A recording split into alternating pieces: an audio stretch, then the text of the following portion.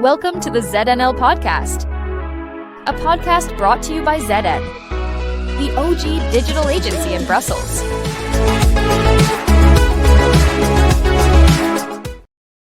Hello and welcome to this edition of the ZNL Podcast. I'm very happy today to have our guest, Andrew Manasseh, who is an experienced communicator, entrepreneur, trainer, who's had a very long career in and around Brussels, but he's also traveled around quite a bit. So very happy to have you here. Hi, Andrew. How are you today? Yes, thank you very much, Philip. And thanks very much for inviting me to be a guest speaker. I feel honored. Thank you. Well, very, very happy to have you here. So, I was watching your kind of backstory on LinkedIn, and Yes. I was interested to see you kind of started at the British Council, Mm-hmm. and you seem to have moved around a bit and landed in Brussels. So, what was your kind of journey here, and why did you get trapped in the Brussels vortex? Which I can't get out of.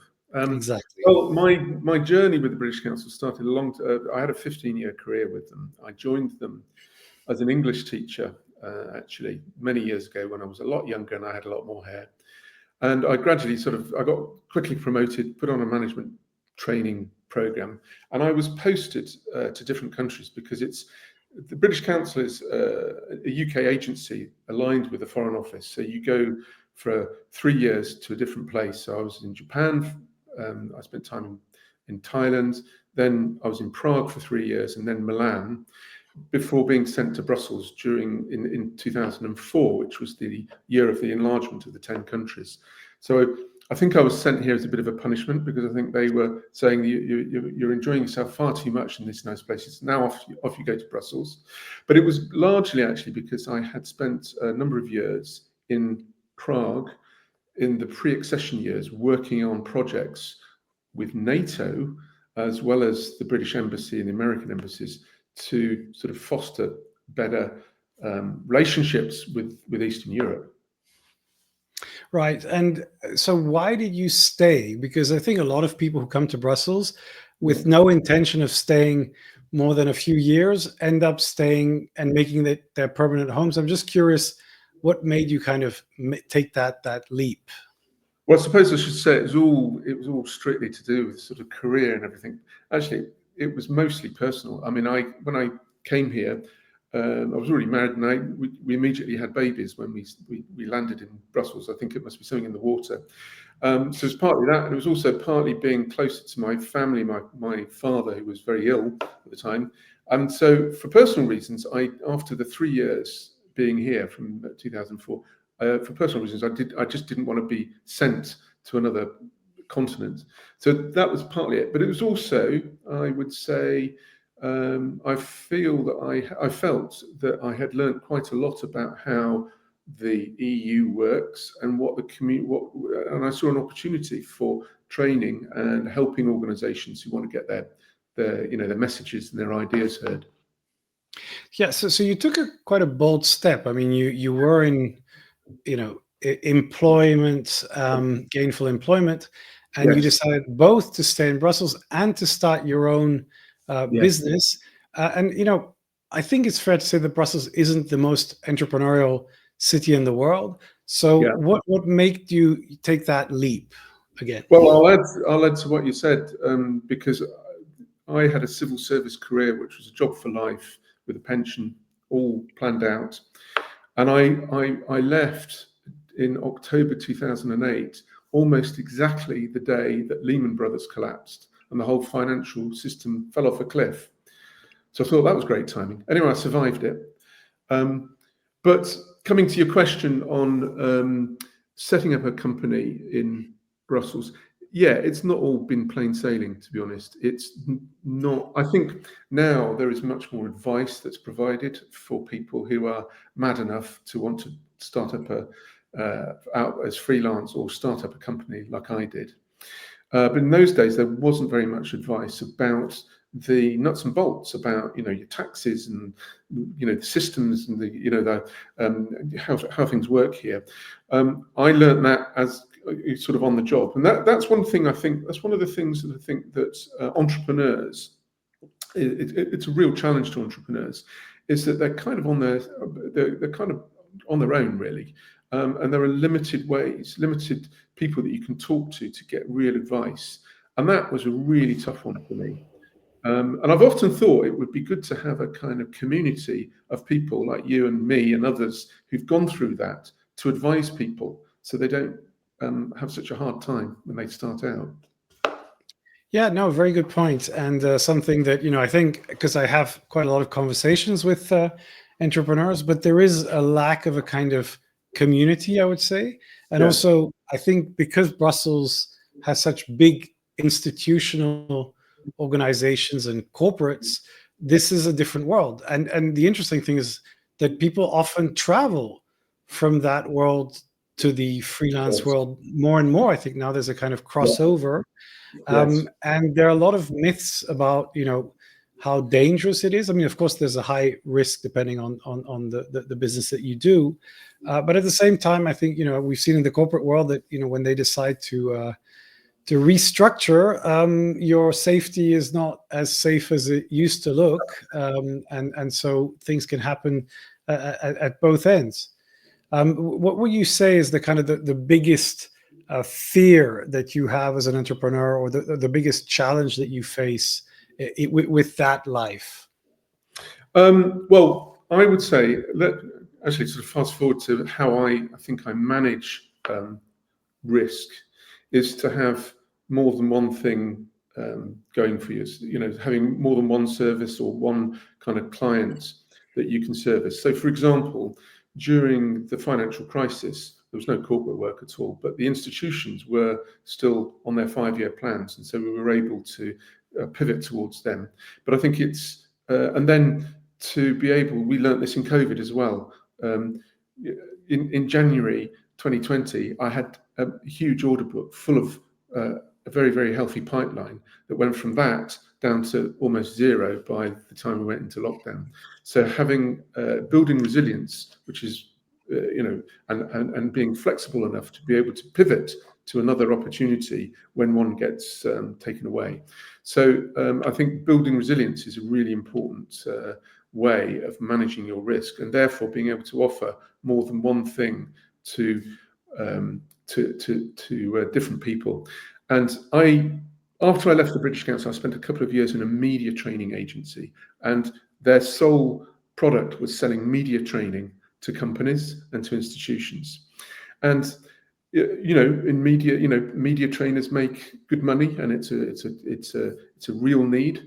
But if that's all you do, the problem with that type of business is that you go into a company, you only have about 2 people to train, because it's only the very top people, and then once you've trained them, they don't need you anymore. So you have to go and find new business. So from my business point of view, that's one element of work that we do, but it's not enough to run a company on. You want other clients that give you a longer, you either have more people. And when I go and see a company, the first thing I do is to find out how many people work there and what their ages are. Right. And so what is it that, I know you're doing training, there's kind of media in different areas, but I mean, what's the main thing that you bring to your clients, and why did you choose to focus on that? I have a background in teaching and training. That's what I was. I did a diploma in the UK in teaching and teacher training as part of my British Council work. So training and learning and methodology has been something I've been doing for a very long time, and applying it to this world of public affairs and communications means that in the company, and I have a number of trainers that work with me, we offer the communication skills, what often people term soft skills, which I don't think sounds very good. When it sounds soft, it sounds like it's not important. But these are really important skills, like the writing, the public speaking. We also do the more strategic stuff, and we're asked often by communications teams to help with messaging, writing content for external stuff, and the media training. But more and more, actually, over the last few years, we do more of the skills development to help people develop their careers. And that is in the areas of developing your ability to self-manage, analytical thinking, which you need because you've got lots of different audiences to satisfy. Relationship building, because you're in the influencing game. That's the game where we're in the relationship business here in Brussels. It's 50% is what we write and put out and blast out. The other 50% is the relationships we have. And then managing those people around you, because when we are constructing communications, we're rarely doing that. We're hardly ever doing that by ourselves. We're doing it with teams and collaborating, and often having to negotiate and win over people's points before we put a statement out. So those types of skills, the management skills, and how you work with other people, is increasingly what we do. Now, it's interesting because, I've obviously worked in the communication digital space for quite a while. And it's always been a space that is in constant flux. It changes all the time. And so one of the things that I always tell my team, and I tell my clients as well, is that, the most important skill that you need to have in this new environment is the ability to learn. So it's, because there are simply too many new tools, too many new things that come, to expect that this is going to be covered by a degree, which, certainly does not cover most of the things that we need, or by a training session. So I guess, you talked about skills training. What would you tell people, are the most important skills and the meta skills that we need in today's environment? And I'm talking, of course, of the digital, but also now with the AI way coming upon us. So what would you say are the critical skills that people need, and what are the critical skills that they're really missing from your experience? Good question. Let me, if you think of the journey that people take, because this is, as I say, I'm working with a lot of these people who've just come out of university and they're into their first or second jobs. And then we see them later when they're in a more senior role. But if you think of the journey that people take from university, so they're in university, they've done a couple of degrees, they come out with a master's, European Studies or Law or International Relations, and they have been in somewhat of a comfort blanket of working by themselves because they're being marked on their own original work. They've probably focused a lot of their work on the context and explaining the methodology, because you have to do that, and you have to also explain your references. And they probably check in with a professor and a tutor to make sure that they're on the right track. And they're only writing to a very, quite a restricted audience. So that's, in a way, a lot of learning going on, a lot of absorbing of information, being able to rewrite it, but it's quite a comfortable place. You then come to here, you come in your first internship and then your first job, and it's quite a high pressured place, actually. I think Brussels is. I think the business of public affairs, I think there's a lot of pressure there to get things done and to satisfy different people. They may be members of your trade association or your clients if you're in a consultancy. So the work that's being done, the communications that's being done, is in collaboration. It's written by committee. So you're not doing it by yourself. So you're having to you've got to switch your mindset to working within a team rather than by yourself. And you've got to understand people's interests and their positions and what people are interested in, who you're co-working with. So it requires developing your ability to collaborate and negotiate with people who might have very different ideas of what the outcome should be. This is what holds up a lot of trade association policy officers, getting agreement from people who've got different, they're spending a lot of time actually negotiating, not writing a position paper. The position paper is the final thing. And then, of course, there's a much wider set of audiences who've got very complex political standpoints, or they're very technical from the commission, or rather more interested in their industry. So it's a really much more complicated landscape into which you're putting your research, you're putting your papers. And so it requires being able to not just network, but be able to collaborate and influence other people in order to get what you need to be done. So that's quite a big ask, I think, and I think that's where we see people when a consultancy, for example, asks us to go in and do some training on writing. Actually, what we're doing, the writing's the output. What we're really doing is we're developing their ability to analyze structure and articulate what has been agreed. So it's about making agreements. Yeah, and I think the analysis part is very interesting as well, because with the AI tools that we have, which are kind of making writing different, I think you need to learn to guide the AI. So it's not that you need to understand grammar and sentence construction, but the thinking that goes into this is becoming increasingly important. And I find that as one of my topics at university was philosophy, and I think philosophy is actually becoming an increasingly useful skill to basically kind of drive your conversation with an AI tool. With the tool when you're doing the prompts. Yeah, I think, and I was hearing, I think even I think it was Peter Thiel who was saying, I don't think we're going to hire people for their mathematical skills going forward, but much more for the language understanding, because this is how you create the structure and the kind of strategy and the text. So I think there's a shift in what we thought was extremely valuable skill and ability to a kind of new one. Now, another area that you train in is communication skill, public speaking, I guess. So how do you find that people come prepared for this? I know that in some UK universities and some schools you have debating and public speaking. Do you find a vast difference between different cultures in the ability to speak publicly? Of course, Brussels is the land of the English as a second language, since everybody speaks a language that is not necessarily from a specific country, but it's the international. So how do you feel people are in their speaking ability, and how do you help them through that? Yeah, interesting. And I think actually it's a good question, because also this has changed. I've been here 20 years.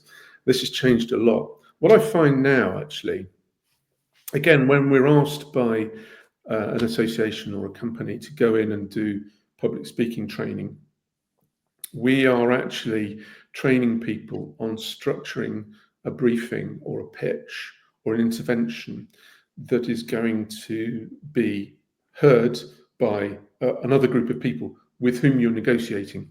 So that might be with the Commission or Parliament or other partners in your network. That's the kind of thing that people are mostly doing, rather than the TED Talk type thing, rather than that sort of staged thing. That's the majority.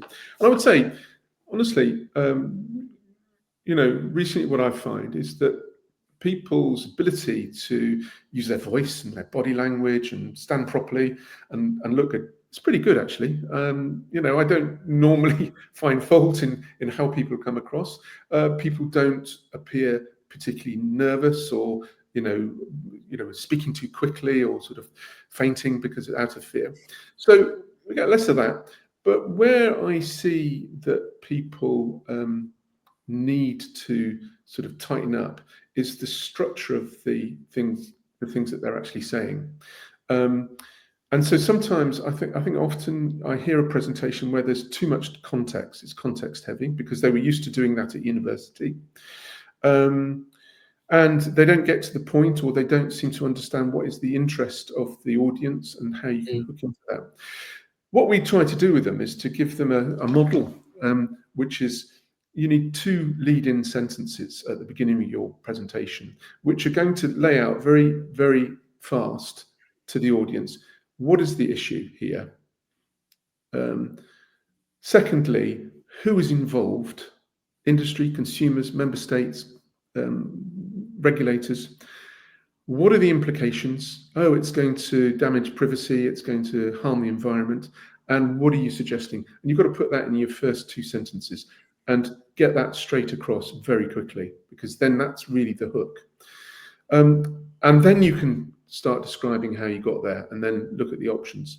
So as I say, I think the public speaking that we do is mainly about how people are structuring their messages. People's quality of vocal skills are usually pretty good, actually. Yeah, I mean, I think there is in Brussels, there is kind of there is a bit of an abundance of, I would say, lazy presentations, Yes. which means you have a table with 5 or 8 people, and they all speak and they just explain Yeah. the thing that on this piece of legislation or this issue or whatever. And I also find that the more senior people are, often the less effort they make in preparing their presentation. And for me, I've been on a couple of TEDx stages Yes. and in that kind of environment where you're told, look, treat this like the most important 5 minutes, 15 minutes of your life, Yeah. and tell a story that you really want to compel people to connect with. And I find that you can go into a pitch meeting or Yeah. into a presentation, say, look, I know my material, I'm the expert, I'm going to take people through it, and it's going to be fine. Or you can say, I'm going to really try to land this, and I'm going to say, to change my tone, to try to get people to wake up. And Yeah. I think that I find it frustrating in Brussels that so often you go to an event and it's painful. You're Yes. sitting through this long discussion, and you're just going like, hey, there are 50, 100 people in this room, and you're not showing them the respect that an audience deserves. You're not trying to make this fun, Yeah. entertaining, and special. And I want to ask you about Yeah. can you bring up the level of that? And I know that you have we just discussed this before, a background in the Oxford School of Drama, but Yes. also you're a supporter of the thespian scene in Brussels. You've been part of the Bridge, which is not only bringing plays to Brussels from the West End and other places, but also doing some training. And I'm just curious about how much do you see, presentations as performance, and don't you think we need more kind of energy and investment in some of those presentations? Yeah, certainly with the panel discussion type presentations, which is the event. So people are coming along to the events, and they have got to, it's basically whatever the event is about, it's basically entertainment for grown-ups, isn't it? So it's got to have, this is where storytelling, making it personal, making it relatable to the audience is really important. But also then doing a little bit more, making a little bit more effort with the use of your voice, using different ways to add emphasis, using pauses, all of those things that we kind of know we should do, but also practicing this out kind of in front of the bathroom mirror, recording yourself and doing. And this is what we do when we're working with people who have to do those kinds of events. We say that for those kinds of events, it is kind of infotainment in a policy way. And in the same way, it's got to attract us in this sort of, particularly because we're so used to seeing digital soundbite type streams of news flashes on the news and on LinkedIn coming out, and we've got to be able to put out those kind of soundbite things. We call it speaking for broadcast. So speaking for broadcast is the ability to select the right verb for your sentence, because that carries the weight, add the emphasis where it's needed, make the sentences short, use drama in your voice to slow things down and to add pauses, because then that will make the whole experience a bit like having a theatre audience in front of you. And we also, with those with panel discussion type trainings, I often reflect on when I was studying at the Oxford School of Drama. We used to do a lot of vocal warm-up exercises before we went on stage. We would never go on stage before having warmed up the voice. And sort of fast forwarding it to, I'm on the advisory board of the Bridge Theatre, which is a professional theatre company here in Brussels that puts on professional productions, when you see the actors before in the green room before, they're doing all these vocal warm-up exercises to get themselves into the zone. People who are doing a panel discussion or speaking at a conference should be able to do the same thing before they leave the hotel room. Yeah, So and really, I think absolutely, and I think they do that. In a TED environment, you treat it like a performance, which I think has helped lift up a lot of the quality of presentations, because often people say think about it like a TED talk, which in essence is just about a good delivery for a story.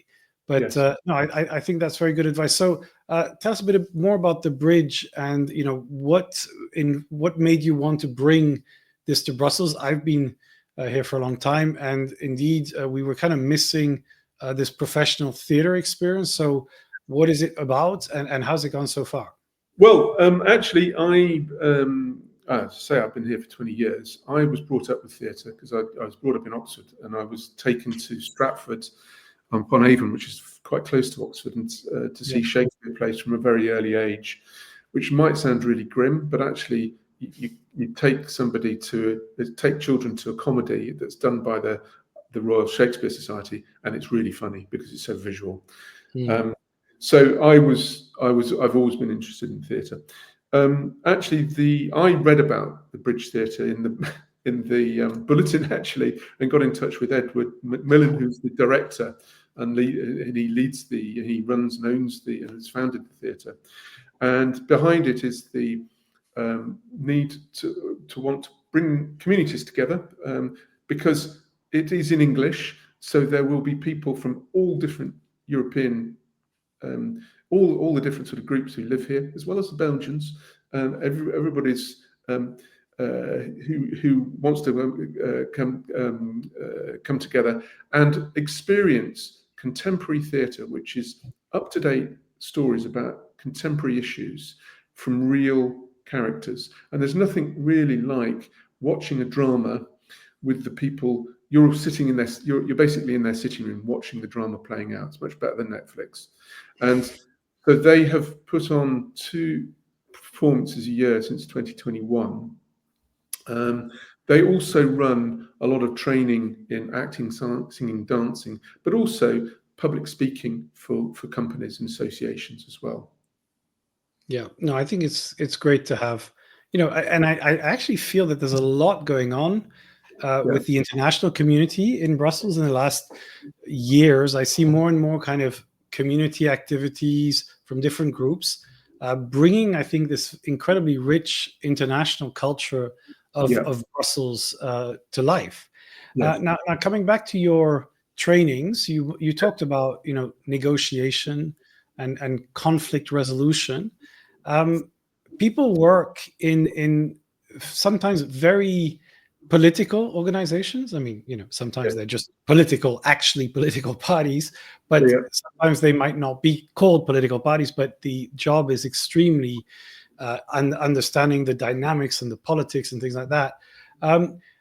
How do you think this culture, what kind of pressure does it put on people? And I know, I've quite a few friends at the commission where I feel that basically there's very high expectations going in. Young people think this is great, all these languages, such very educated people. And then there's a slow grind that basically makes them realize, wow, it's quite difficult to do things here. And then if you're in the wrong department with the wrong person, it can be an absolute catastrophe, because I feel that unlike in a small organization where you kind of think like, hey, if it's too bad, I leave or I change it, you're kind of stuck in this giant machine. So I'm just curious, how do you experience that, from clients saying, I'm kind of trying to find my way out of this, especially young people, and how do they experience this challenge of, I would say, this massive machine around them, and their perhaps a sense of the inability to change things? That's a really tough one to resolve, but I can tell you some of the experience, some of the things that I've seen. There are quite a few organizations who, for various reasons, are pretty dysfunctional. And I go into a lot of organizations and they ask us to go and do some form of training for them, and it's absolutely the right thing to do. They've been, they build their management, and so it's all for the right reasons. But occasionally we go into, I sort of walk into a bit of a firestorm, where you can tell that they're asking us, that by implication, to try and help them out because they're having problems. So they want to do a management course, but actually they're in crisis and there's conflict and there's all sorts of things sort of there's all sorts of fires that are happening. Now, it's difficult for me to say whether things like sort of conflict or sort of burnout or bullying or harassment, all those things is getting worse. I can't see a trend because there's plenty of that was going on in the past. But it is really damaging for some people who feel they don't, if they're sort of quite junior in the organization and they haven't got the voice and they don't feel that they want to leave, that they're sort of trapped. So it is the responsibility of the middle management and the upper management to recognize where there are areas of conflict and seek to resolve them. That's not usually through training, by the way. That's usually through having some consulting because training doesn't resolve where there are real dysfunctions. And so sometimes I have been in the situation where I've said to the management of a company, you don't want to have training, so you don't want me at the moment. Maybe in the future, you need to resolve these things by other ways. But it has to be recognized at top management level. And that also means that junior people should be able to have the voice to be able to report upwards. And that doesn't always happen either. So but it has to be recognized by somebody and then escalated to the management team so that they see. And I actually, unfortunately, went through this. In one of my jobs, I had to resolve one of my jobs at the British Council. I was the deputy director. I had to resolve some serious conflicts in the team, but that wasn't a training thing. That was it was made plain to me. People came to see me and sort of talked it through with me, and then I got to recognise what I needed to do to put things in place. And it took quite a long time to resolve these conflicts. Yeah, and I think it's partly coaching, Yes. partly you talked about conflict resolution, which can be approached in a structured way, and then there's the issue of burnout and the issue of kind of just serious mental health problems. We are supporting a charity called CHS, which is a helpline as well as an organization that provides mental health services, so helping people either directly or just a phone line. And actually, what I've heard from them is that the number of calls is increasing, and from younger people. And I think this is probably an interesting factor, and it could be because there's more awareness or there's a desire to communicate. But and we're also reading, the impact of social media on young girls or young boys in different ways. So I think that there are things happening, and I think we are in a very negative narrative moment when reading the news is very challenging and can be quite depressing. But I believe that there is at least a growing need for better quality services, and CHS is also involved with an Irish initiative called Darkness into Light, which is actually a global initiative to raise awareness of suicide. And they actually are doing something in May, which is a march to symbolize the kind of raising of awareness and commemorating people who've gone through major challenges. So I think, and if you look on LinkedIn, I think people are posting on the importance of mental health. So I do believe that it's something that is significant, and I think it's growing, at least as far as I understand it, in a younger demographic. But I guess the more people can discuss it and talk about it, the better things are. I also feel, this is from, again, my personal experience, is that in large organizations, people find it very, very difficult to know what to do, because I think it's you can be trapped in a structure without really knowing how to get out of those situations. I would just add a good sort of bit of an optimistic point here is that I have some clients which are very large institutions. I'm not going to mention names. I'm not going to name them, but they are recognizing that there needs to be a different approach to things like conflict within a team, non-violent communication, and how to recognize harassment and bullying and how to deal with it. So there is a recognition by some very big organizations. They are doing something about it. So that's where you mentioned there's an increase in people reporting it. And that's a good thing, because that means that there's more awareness. But I think some of the big institutions are very well aware, and they're actually taking action. Yeah, and yeah, no, I think it's being discussed much more. But of course, we're surrounded by change. Change creates uncertainty, and uncertainty can also increase stress. One of the big drivers of change right now is new technologies like AI. I know that you are involved with a workshop on the topic. But what I'd like to, because you're also training people in writing. So I'm curious to hear your thoughts on, what have you changed in your trainings since AI came online?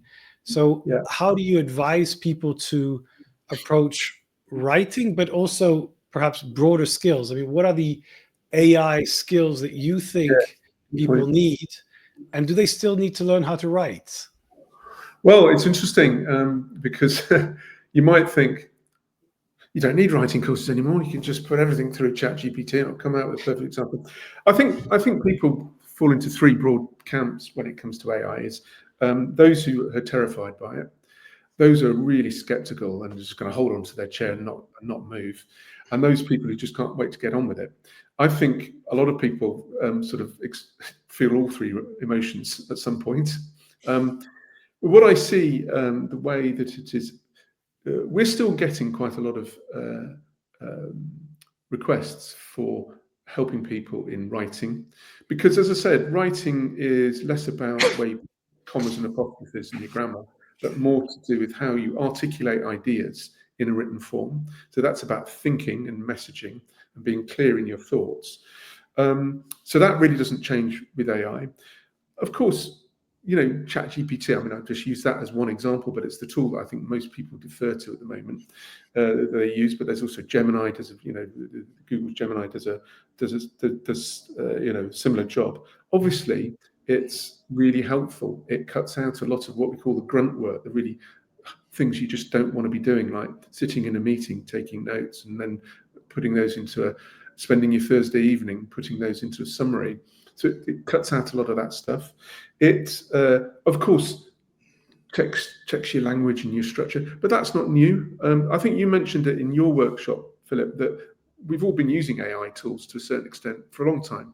And things like online utility and Grammarly, people have been using that to fine-tune their writing for a long time. So the latest AI hasn't changed that.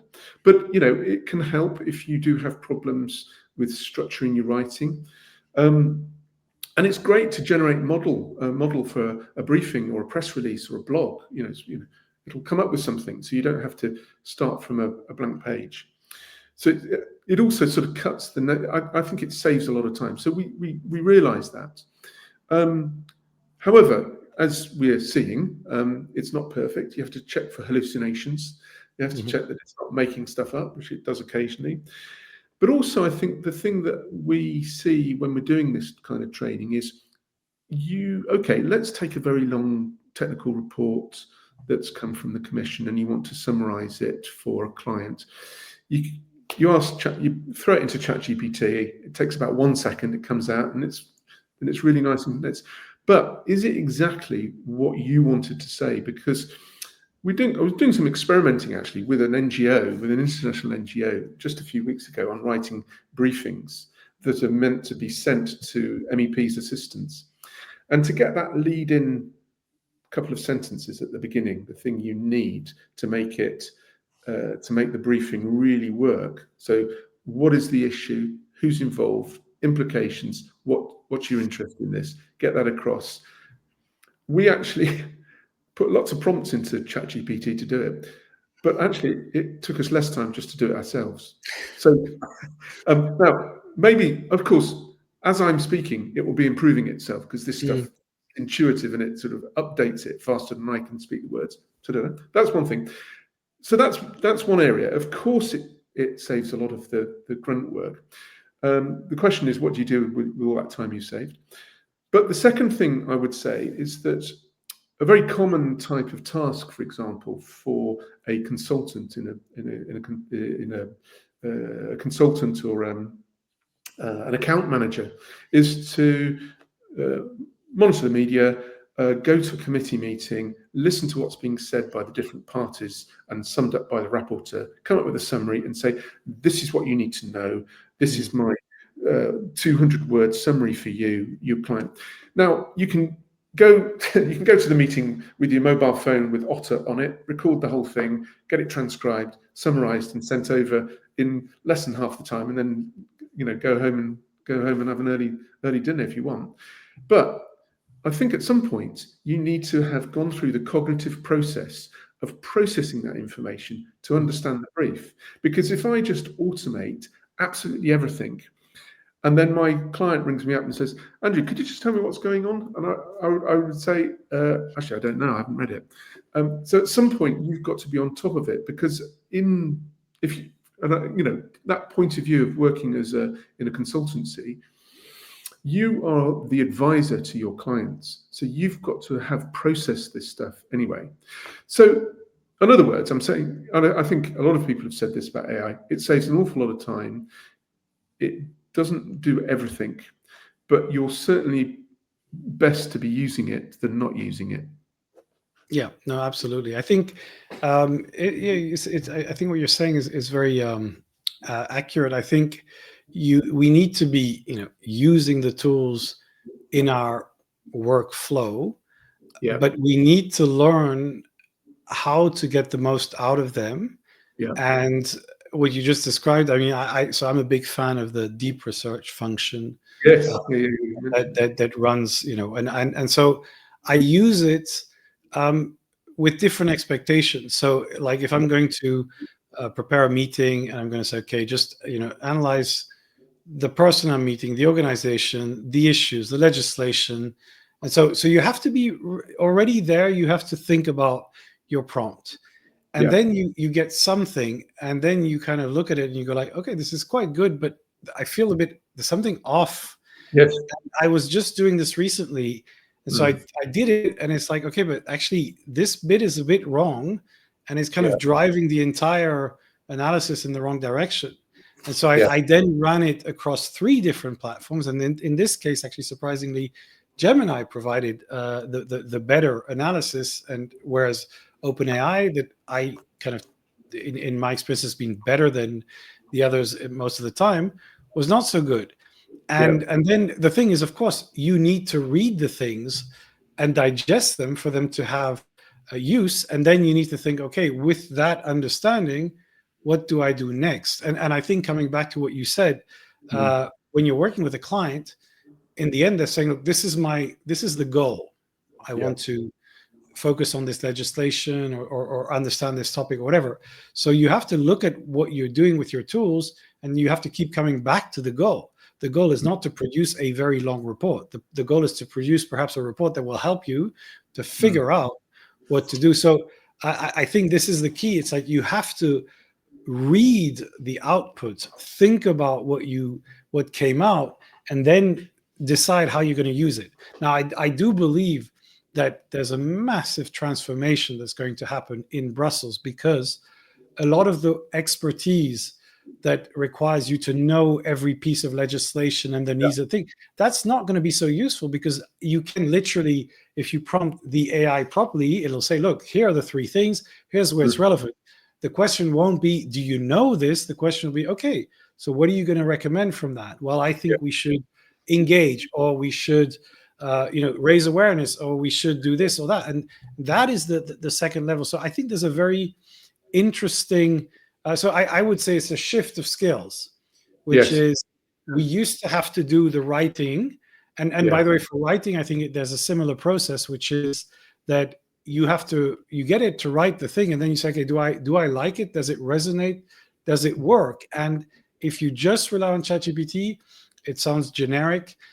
So you can't. You have to rewrite it. So I have a lot of confrontations with the AI saying, okay, it's Yeah. not doing it, and you have to rewrite the piece, but at least you don't have to worry about the things that irritate me, which is grammar and things like that.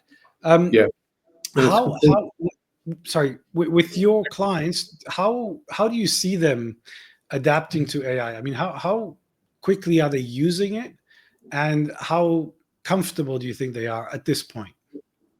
It depends on the client. Most of the clients here in Brussels, the agencies, the trade associations, they use it for some pretty standard tasks like summarising something or make a press release, and then we'll kind of write it based on that. So that's useful. It's saving time, and it's also allowing people to save a lot of time, and therefore, well, what am I going to do with all that time? I'm going to be more strategic. I'm going to be thinking about it. I'm going to be spending more time applying my critical thinking to decide what is the recommendation and how I'm going to get that across. So, and how I'm going to spend more time on the relationship, because the relationship is 50% of it. The content is only 50%. So that's good. A lot of institutions that I'm working with don't use it because they can't at the moment, but they're creating their own versions. And I have been working with an international banking organisations based in Basel, they're economists, and they find it doesn't. It's good for summarising things, but it doesn't help them write an economic report, because the economic thinking comes from them and the work that they've done with the people that have input the research. So they're finding it's limited. Now, that will probably change. I just think that they find this version of that it is not doing what they want, but I'm sure that will change. But I think in the long term, I think with a lot of the the trade associations, the NGOs here, and consultancies that can use Gemini or ChatGPT, they're using it for certain tasks, but not for everything.